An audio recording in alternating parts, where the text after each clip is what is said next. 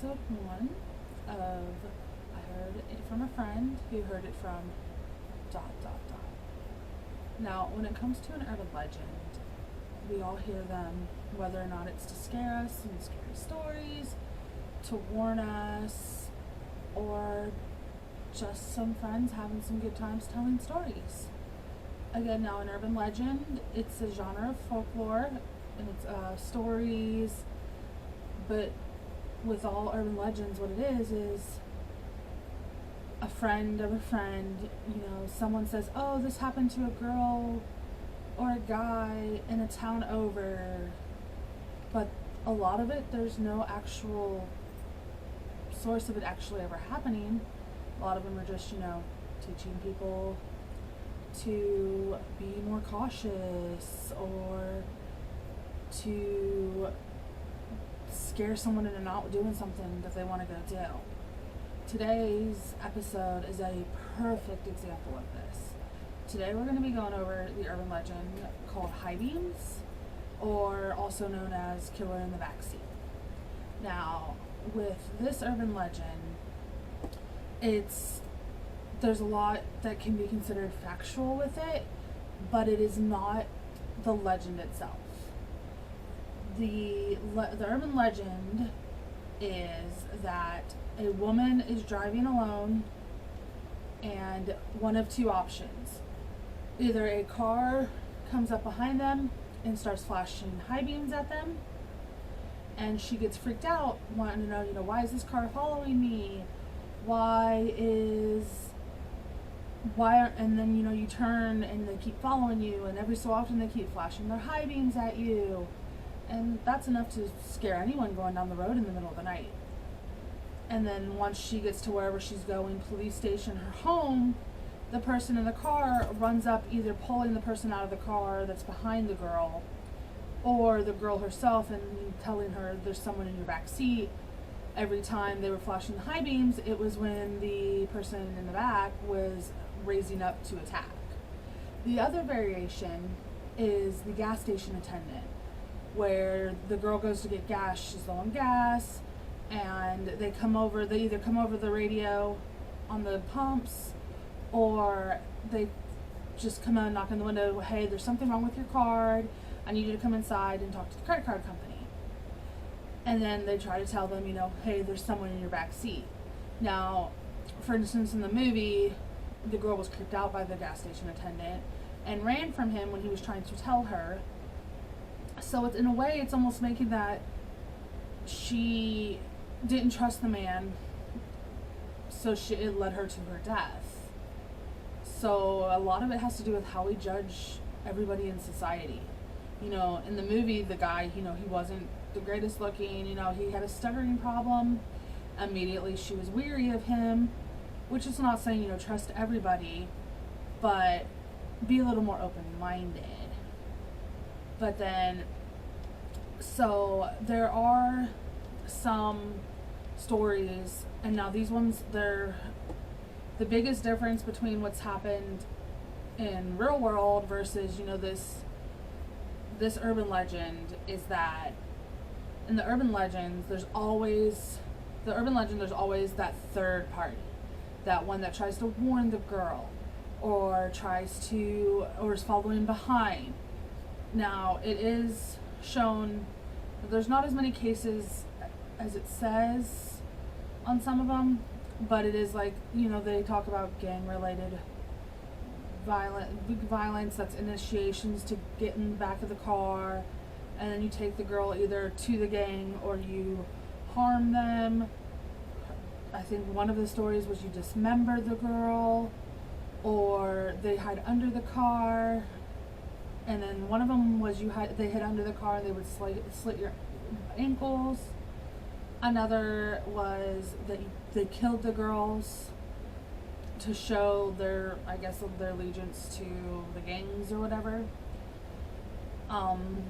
Some of those stories, I've seen the Facebook posts where there's always a city that's either the city you live in or it's really close by. And I've lived in a couple different states, and I've seen the same letter circulate, and it's always a city close to me. Whether it was in Ohio, Texas, Pennsylvania, Kentucky, wherever, it's always real close by. That now new gang initiation stuff. It's the high beams, or the getting in the back of the car. And then you always have somebody that says, oh yeah, that happened to such and such. And when it comes to the urban legend, there's very little there is one story that is what they believe, because this legend, the origin of this, it was in the 1960s. The story actually came from the book Scary Stories to Tell in the Dark. I loved this book as a kid. But it's from there. It's from it was in 1968, in texts collected from Indiana University students. And like I said, the legend involves a woman driving and being followed by a car or a truck. The mysterious pursuer flashes his high beams and tailgates. Sometimes might even hit the vehicle trying to get the attention. They keep flashing the high beams, and they're trying to warn her that there's a man. It can be a murderer, an escaped mental patient, anything like that, hiding in the back seat. Each time the man sits up to attack her, the driver flashes their high beams, so that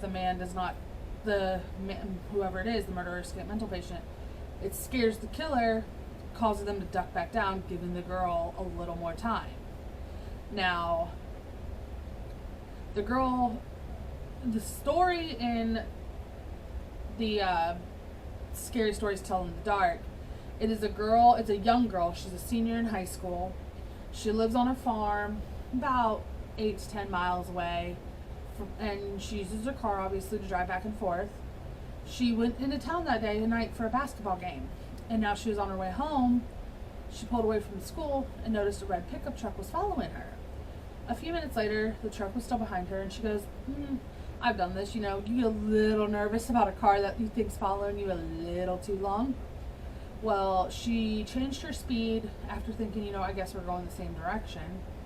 But then the driver changed their speed. And when she passed the car, so did the truck.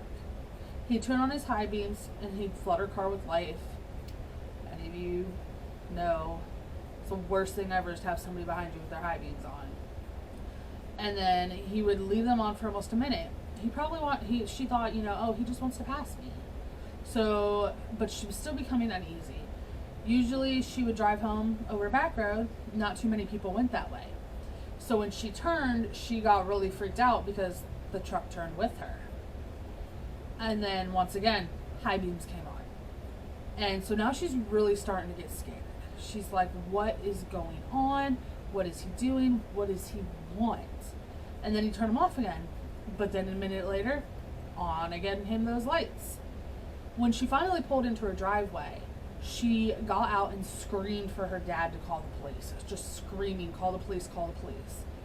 Out of the driveway, she could see the driver of the truck, and he had a gun in his hand. So she's like, oh my God, oh my gosh, what's going on? What's going on? Well, the police arrive, and they go to arrest the man in the truck. And he's trying to tell the cops, you don't want me, you want him. He's crouched behind the driver's seat. There was a man, and when the police checked, there's a man with a knife.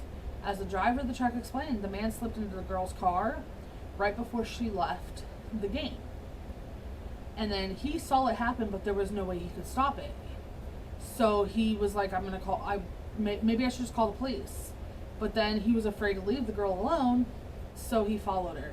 And this is the 60s. This is before cell phones. So he would have had to go somewhere and leave this poor girl alone with this killer to call any police.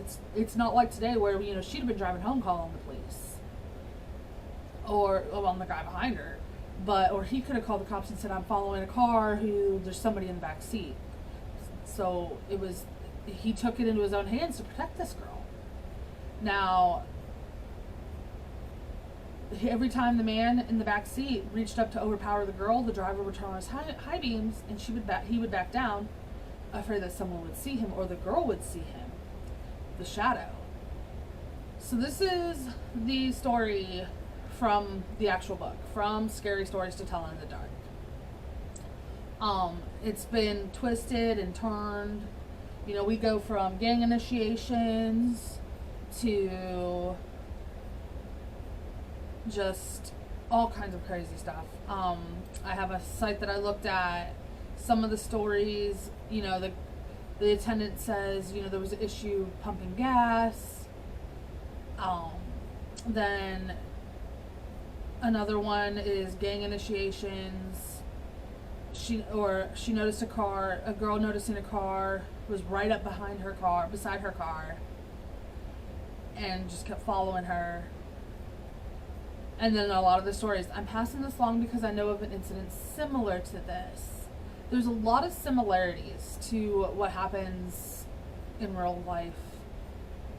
And there's a lot of copycats, especially with the fact that there were movies. It's become rituals of gang members. But it's never the actual legend. Because like I said earlier, the legend has that third person, not just the girl and the assailant, which is what happens most of the time in the real life situations. There's not the gas station attendant or the guy following behind in the car. A lot of this legend has been taught and used. It's a very big to be careful, because I mean, I know from personal experience that was something that I was taught as a very young girl, and I still to this day do it. In speaking to my husband about it, speaking to friends about it, you don't even think about it anymore because it's so ingrained into our brains. Do you check the back seat even during the day, but especially at night when you're going to your car? Do you kind of just glance and go, okay? I haven't found somebody yet who's told me no, they don't do that, especially being alone, guy or girl, because that is another thing with the legend versus, because I mean, in our world, anybody can get attacked. Anybody, man, female, does not matter, sex, gender. In the urban legend, it is very strictly, it is a girl, and then the assailant is always a very strong male, and the protector is always a strong male. It is that total savior. He's the savior, the hero, and she was the damsel in distress. Another part of the message is to check underneath your car whenever you're approaching for re-entry. Check the back before getting in. Another one I've always heard, if there's anything odd on your car, I've heard money, flowers, ribbons, even I know with me, even if somebody puts a flyer on my windshield, if my husband's not with me, I will drive off with the flyer on the windshield until I'm home, and then I will take it off. But you always want to kind of check under your car, because if your car's not like super low to the ground, somebody can slide under there. And that's like my worst fear ever since seeing Pet Cemetery. That terrifies me, is somebody with a knife cutting ankle. That just, But, and always my mom taught me this one. Always be aware of your surroundings and of other individuals in your general vicinity, particularly at night. My mom always taught me, always look like I'm doing something. Always look like I'm looking around. Not that doing something does not mean look like I'm distracted. Doing something by just looking around constantly and being aware of my surroundings, who's around me. Have my car keys in my hand. If anything, it may not be sharp, but a car key is not going to feel good if you rake it across somebody's face or hands.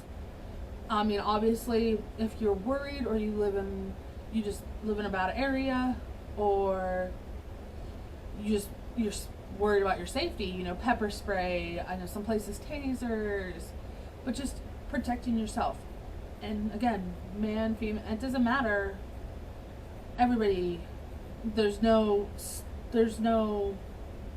picture perfect of who's going to get attacked.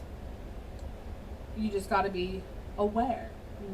That's something my mom taught me, was always make it look like I'm noticing everything, because you are less likely to get attacked if your attacker thinks that you can identify them. So if you're looking behind you and all that and you can catch good features, you you can identify them to the police. So, moving on from that, there are some variations to this urban legend. The woman is drawn into, these are some of the variations. The woman is drawn into safety by a gas station attendant when she stops to fill up, or she is pursued by a male motorist whom she mistakes for the assailant. In common with murdering madmen legends, the intended victim is female, both the evil fiend and the rescuer are male. I said that. Sometimes the fiend has a knife, a hatchet, meat cleaver in his possession. Other times there's no mention of a weapon. If he does have a weapon, it's usually sharp-edged, not a blunt object. In versions where the woman drives to safety, the rescuer is often said to be a burly truck driver or a very tough-looking character, barring that he's often to be like, it's as bad as it sounds. In a lot of the legends, color and race can come into play, but that's just because back in time periods, you would be more afraid. So when they want you to be afraid of something, and then they actually turn out to be the good guy, not the bad one.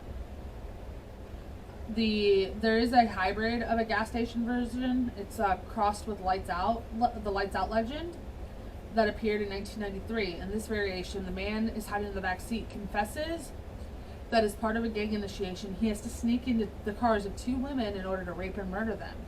The gang initiation theme is surfaced again in 1999, with bad guys looking to join a gang lurking in gas stations in hope of severing body parts off of women as trophies. And then in 2000, with them lurking in the same venue, looking to kidnap women and with the intent of raping them. And then despite the legend's long history, there is actually little to no record of it ever playing out in real life. It's merely a cautionary tale, warning us to be vigilant of our surroundings, and that there aren't as many bad guys lurking in back seats to get worried about. Still something to worry, like, to keep in mind, but it's like the chances of it happening in this exact scenario are slim. Now, there have been rapes where attackers have hidden in the back seat of an automobile. Those are also rare occurrences. And then as for carjacking, this is another one. That would be an extremely easy way to carjack someone, by hiding in the back seat. Now, this is the story that they believe the killer in the back seat might have actually originated from. So, research shows that one true case, killer in the backseat, did occur in 1964 in New York City. An escaped murderer hid in the backseat of a car. The car, ironically enough though, belonged to a police detective who then shot the man. Though the differences between the legend and the true occurrence are vast, the real occurrence did not have a lone female, and it did not require the help. And it also did not happen at night. The legend may have sprung, though, from this real incident. So unlike a lot of urban legends, this one's not that old. It's in the 60s, so it's not like some where you have it going back to the 1800s or even further. It's a fairly new one. So it's one of those, it really makes you think, and it makes you realize, we all aren't as invincible. Things can happen. And I just believe that this is one that, in all honesty, makes you it really ingrains into your brain. Like, I've known about this urban legend since I was a child, and literally to this day, 30 some years later, I still check the back seat of my car at night, every night before I get in my car. I check under my car. I walk with my keys out. So now, I also have a book. I think it pretty much says the same thing. A lot of it came from, I have an encyclopedia of urban legends. So, it's a classic automobile horror legend. It was first noted by folklorist Carlos Drake in 1968, and the text collected by Indiana University. They came from students who said they were told a story about a high school girl who lived in the suburbs. That's the story I read from the Scary Stories to Tell in the Dark. And so he collected information about it, and he went with it. So the two common variables we talked. The killer in the sale in the backseat. It's being widely told, and it's cautionary. You know, be careful. Somebody always could be lurking. Kind of goes the same with the whole babysitter stuff. The babysitter with the call upstairs. We'll have that in another episode. There's movies on that as well. But this is also, it's greatly a England and United States folklore. It's not one. Australia has one like it in its urban myths. But this story is very focused on the United States and England. United Kingdom area. So, but the advice attached to the telling, always look in the back seat.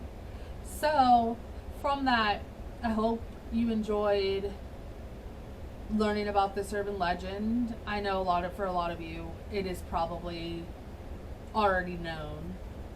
We all hear about it. Most of us have social medias, Facebook and whatnot, so we're well aware of it. So again, I hope you all enjoyed this episode. I will have one next week. If you have any ideas or any urban legends that you would like me to do an episode on, please leave a comment. Let me know. And if you liked what you saw, what you heard, like and subscribe, please. I hope you all have a wonderful day. Do be careful. Take and learn the lessons that we read here. That always check the back seat, check under your car, and keep your surroundings. Know what's going on. Thank you so much. Y'all have a great day.